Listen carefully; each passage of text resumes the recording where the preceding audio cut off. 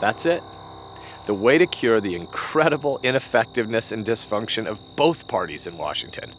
We move the capital to Nebraska, where they can experience family, conservative values, living within a budget, and pulling together, not pulling apart. My name is Ben Sasse. Moving the U.S. Capitol to Nebraska is the end of the story. Let's start at the beginning.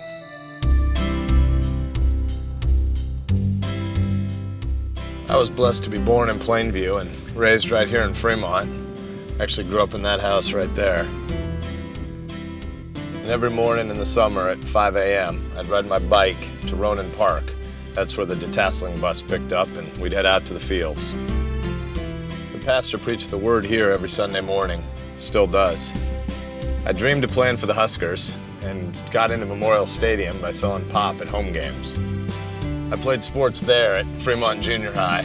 I was bummed that T.O. never called with a football scholarship, but Mom was at least glad I got recruited to wrestle at Harvard. So now, the small-town conservative Nebraska kid gets a fancy education and joins a firm that turns around failing companies. But then, I tried turning around the biggest failing organization of all, the U.S. government. I served President Bush as Assistant Secretary of Health, and I saw firsthand what a messed up, ego-driven place Washington really is.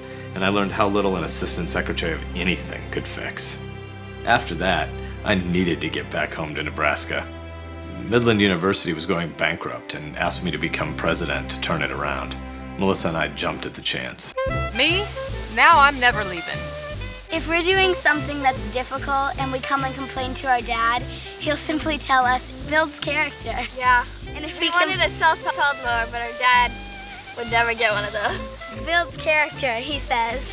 So that's pretty much his motto. Our Nebraska team turned Midland around. Balanced budgets, fastest growing school in the Midwest, new sports teams, record enrollment. So what does this have to do with America? With moving the capital from D.C. to the Plains? The problem is, they're all wrong, both parties. Last time Republicans were in charge, we spent through the roof. Then President Obama came in and blew the doors off.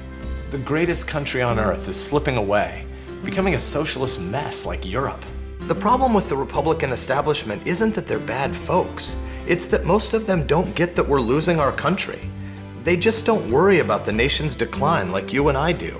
Look, Obamacare is arguably the worst law in our history, but it's been 4 years since it was passed and Republicans still haven't offered an alternative. Of course we need to repeal it, but we also need to tell people what we'll do next. We need to show Americans we're the party of conservative solutions. That's the only way we win. I'm one of the few, it seems, who read and studied Obamacare's 2,300 pages, and then I hit the road crusading against it. It's worse than you think. We've let it get this way. I can't find anyone else who will tell us the blunt truth. That's why I'm running.